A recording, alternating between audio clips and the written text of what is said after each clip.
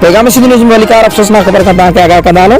पक्को भरसान चूंडिया जो रवासी लारकान centre jail में क़त्ल case जो चूंडिया वासी कैदी गुज़िरियल ॾींहुं पुरसरा नमूने फोतियो मत जो मड़ ॻोठ पहुतो त वेगे भाउ कब्रिस्तान में दफ़नाइण खां इनकार करे छॾियो। पक्को जे ॻोठ चूंडिया में 5 साल अॻु जवाबदार अब्दुल हमीद अब्बासी मिल्कियत वारे मामले तां पंहिंजे भाउ नौजवान आफ्ताब अहमद अब्बासी खे क़त्ल करे जेल में सज़ा भोगी रहियो, जेको गुज़िरियल ॾींहुं जेल अंदर फोत थियण बाद वारिस लाश खणी ॻोठ चूंडिया आंदो त वेगे भाउ गुलाम शबीर अब्बासी लाश के अबाणे कब्रिस्तान में दफनाइण खां रोके छॾियो ऐं लाश जी बेहुरमती कंदे कब्रिस्तान मां ॿाहिरि कढी छॾियो।